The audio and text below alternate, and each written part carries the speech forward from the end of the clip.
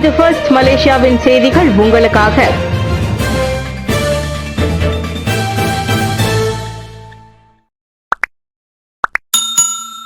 Myanmar பயணத்தின் போது Myanmar ராணுவ ஆட்சி குழுவுடன் தேர்தல் திட்டம் குறித்து விவாதிப்பேன். வெளியுறவு அமைச்சர் முகமது ஹசன் 63 நகரங்கள் மற்றும் பிராந்தியங்களில் அவசரகால நிலை அமலில் இருப்பதால் மியான்மர் ராணுவ ஆட்சி குழுவிற்கு வருகை தரும்போது பொது தேர்தலை எவ்வாறு நடத்துவது என்பது குறித்த தெளிவான விவரங்களை வழங்குமாறு வலியுறுத்துவார் என தெரிவித்துள்ளார். 47வது ஆசியான் உச்சி மாநாட்டிற்கு முன்னதாக செப்டம்பர் 19ஆம் தேதி திட்டமிடப்பட்டுள்ள மியான்மருக்கு தமது பயணம் ராணுவ ஆட்சிக்குழுவின் மறுசீரமைப்பை தொடர்ந்து தற்போதைய அரசியல் நிலைமை மற்றும் தேர்தல்களை நடத்துவதற்கான அதன் நோக்கத்தை மதிப்பிடுவதை நோக்கமாக கொண்டுள்ளது. இந்த தேர்தல்கள் எவ்வாறு நடத்தப்படும், இது ஒரு விரிவான தேர்தலாக இருக்குமா என்பதை நான் அவர்களுடன் விவாதிக்க விரும்புகிறேன். ஏனெனில் இன்னும் 63 நகரங்கள் அல்லது அவசர கால சட்டம் அமல்படுத்தப்பட்ட பகுதிகள் உள்ளன என்று அவர் நேற்று சைபர் ஜெயாவில் 58வது ஆசியான் தின கொண்டாட்டங்களில் கலந்து கொண்ட பிறகு செய்தியாளர்களிடம் கூறினார். அறிவாற்றல் திறனை அதிகரிக்க பென்டிரைவ் கண்டுபிடித்த மலேசியர் முன்வருகிறார். உலகின் முதல் ஒற்றை சிப் USB ஃபிளாஷ் டிரைவை கண்டுபிடித்த மலேசியரான தொழிலதிபர் புவா கெயின் செங் தனது சொந்த நாட்டின் தொழில்நுட்பத்துறையை மேம்படுத்தவும் திறன்களை அதிகரிக்கவும் தாய்வானில் உள்ள தனது தலைமையகத்தில் மலேசிய கல்வியாளர்களுக்கு பயிற்சி அளிக்க முன்வந்துள்ளார். மின்னியல் சாதனங்களை இணைப்பதில் மலேசியா ஏற்கனவே அனுபவம் வாய்ந்ததாக இருந்தாலும் நாட்டின் கல்வி முறைக்கு நுட்பமாக வடிவமைப்பதில் இன்னும் அதிக வெளிப்பாடு தேவை என்று புவா கூறினார்.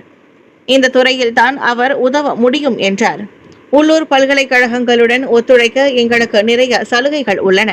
எனவே அவர்கள் கூடுதல் ஆதரவை விரும்பினால் அவர்கள் தங்கள் பேராசிரியர்களில் சிலரை தாய்வானில் உள்ள எனது நிறுவனத்திற்கு அனுப்பி குறைந்தபட்சம் 1 வருடமாவது எனது பொறியாளர்களுடன் பணியாற்றலாம். அவர்கள் 1 வருடம் தங்க முடிந்தால் அங்கு என்ன இருக்கிறது என்பதை அவர்கள் அறிவார்கள். பின்னர் அவர்கள் தாய்நாட்டுக்கு திரும்பும் போது அவர்கள் தங்கள் மாணவர்களுக்கு பொறியியலில் எளிதாக கல்வி கற்பிக்க முடியும் என்று அவர் கூறினார். பந்தாய் டாலாம் தீ விபத்து நீண்ட கால உதவி குறித்து ஆய்வு. கோலாலம்பூர் பந்தாய் டாலாம் நிகழ்ந்த தீ விபத்தை தொடர்ந்து பாதிக்கப்பட்டவர்களுக்கு எவ்வகையான நீண்டகால உதவி வழங்குவது என்பது குறித்து ஆய்வு செய்யப்பட்டு பின்னர் ஒருங்கிணைக்கப்படும் என்று தொடர்பு அமைச்சர் டாக்டர் ஃபாமி ஃபட்சல் கூறினார். இதற்காக தமது தரப்பு தீ விபத்தில் பாதிக்கப்பட்டவர்களுடனும் கோலாலம்பூர் மாநகராண்மை கழகம் DBKL உடனும் பல சந்திப்புகளுக்கு ஏற்பாடு செய்துள்ளதாக அவர் கூறினார். மறுகட்டமைப்பு காலத்திலோ அல்லது புதிய வீடு தேடும் போதோ குறைந்தபட்சம் அவர்களுக்கு மிகவும் பொருத்தமான இடமாவது கிடைக்கும் வகையில் அவர்களை அருகிலுள்ள சில PPR வீடுகளுக்கு மாற்ற விரும்புகிறேன் என்றார் அவர். கோலாலம்பூரில் 17 குடும்பங்களை சேர்ந்த 66 பாதிக்கப்பட்டவர்கள் தங்க வைக்கப்பட்டிருக்கும் அல் குவாரிஸ்மி சமய பள்ளியின் தற்காலிக நிவாரண மையத்தில் நேற்று டாக்டர் ஃபாமி அவ்வாறு தெரிவித்தார். சம்பந்தப்பட்ட வளாகத்தின் நடப்பில் உள்ள கட்டமைப்பு முற்றிலுமாக சேதமடைந்துள்ளதாகவும் அதை முழுமையாக இடிக்க நேரிடலாம் என்றும் மலேசிய தீயணைப்பு மற்றும் மீட்புத்துறை JBPM தெரிவித்ததாக லெம்பா பந்தாய் நாடாளுமன்ற உறுப்பினருமான ஃபாமி குறிப்பிட்டார். பந்தாய் டாலாமில் 14 வீடுகள் மற்றும் 4 கடைகள் தீக்கிரை. வியாழக்கிழமை கோலாலம்பூர் பந்தாய் டாலாமில் ஏற்பட்ட தீ விபத்தில் மைடின் மார்ட் மற்றும் சந்தை கண்காட்சி உட்பட 14 வீடுகள் மற்றும் 4 கடைகள் தீக்கிரையாகின. கோலாலம்பூர் செயல்பாட்டு மையத்திற்கு இரவு மணி 11:11 அளவில் மெர்ஸ் 999 வழி அவசர அழைப்பு வந்ததாக பந்தாய் தீயணைப்பு மற்றும் மீட்பு நிலைய தலைவர் வான் முகமது வஷீர் அசிசி வான்சைட் தெரிவித்தார்.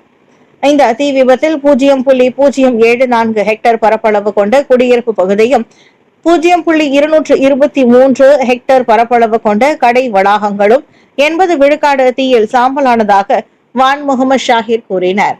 சந்தை கண்காட்சியின் மேல் பகுதி 100 விழுக்காடு தீக்கிரையாகுது. மைடின் மார்ட்டின் கீழ்த்தளம் 20 விழுக்காடும் அருகிலிருந்த 3 கடைகள் தலா 90 விழுக்காடும் சேதமடைந்தன. இச்சம்பவத்தினால் உயிரிழப்பு சம்பவங்கள் எதுவும் பதிவாகவில்லை. 47வது ஆசியா மாநாடு முக்கிய தலைவர்களின் வருகைக்கு எதிர்பார்ப்பு. வரும் அக்டோபர் மாதம் மலேசியாவில் நடைபெறும் 47வது ஆசியான் உச்சநிலை மாநாட்டில் உலக புகழ்பெற்ற தலைவர்கள் கலந்து கொள்வார்கள் என்று எதிர்பார்க்கப்படுகிறது. அவர்களில் அமெரிக்க அதிபர் டொனால்டு டிரம்ப், சீன அதிபர் ஜி ஜின்பிங், பிரேசில் அதிபர் லூயிஸ் இனாசியே லூலா டா சில்வா மற்றும் தென்னாப்பிரிக்க அதிபர் சிரில் ராமபோசா ஆகியோரும் அடங்குவர் என்று பிரதமர் ஸ்ரீ அன்வார் இப்ராஹிம் தெரிவித்தார். அவர்களின் வருகையை பாதுகாப்பது முதல் படி மட்டுமே.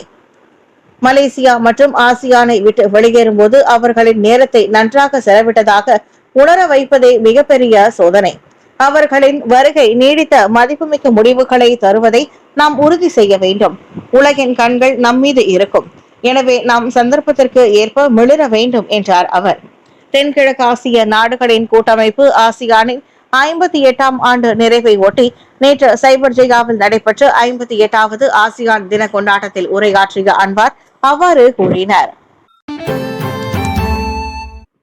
அன்வாரின் எரிபொருள் மானிய கருத்து குறித்து முஹைதீன் எந்த பிரேரணைகளையும் தாக்கல் செய்யவில்லை. பெட்ரோல் மானியங்கள் குறித்து தனது கருத்து தொடர்பாக பிரதமர் அன்வார் இப்ராஹிமை மக்களை உரிமைகள் மற்றும் சலுகைகள் குழுவிற்கு பரிந்துரைக்குமாறு பாக்கோ நாடாளுமன்ற உறுப்பினர் முஹைதீன் யாசின் தாக்கல் செய்த எந்த மனுக்களையும் தனக்கு கிடைக்கவில்லை என்று மக்களவைத் தலைவர் ஜஹாரி அப்துல் கூறுகிறார்.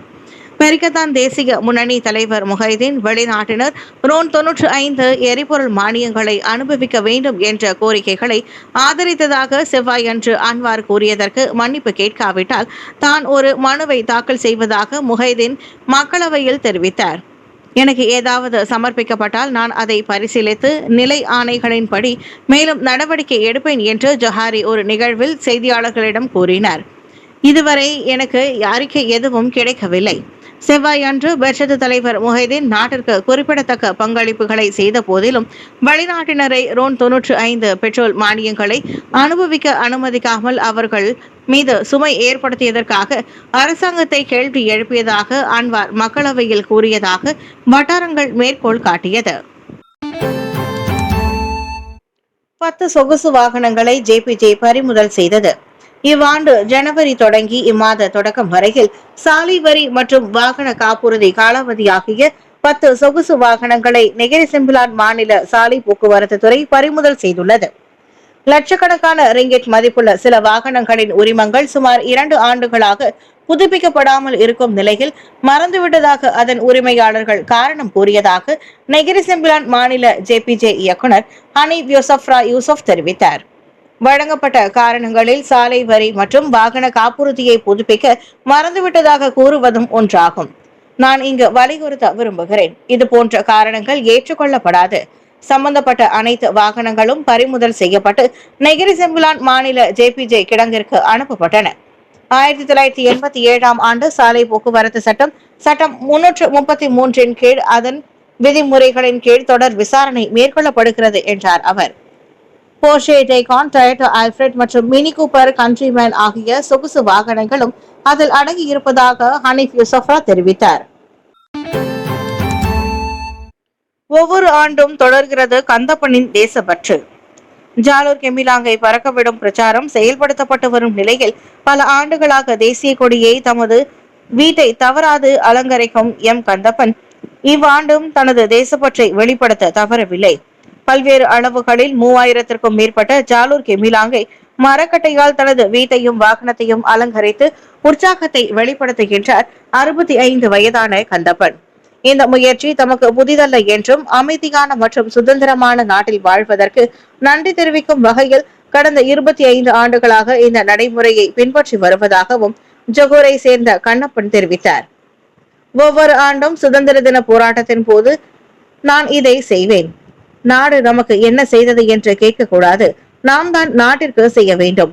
முடிந்தால் ஒவ்வொருவரும் ஒரு கொடியை வீட்டில் வைக்க வேண்டும் என்றார் அவர்.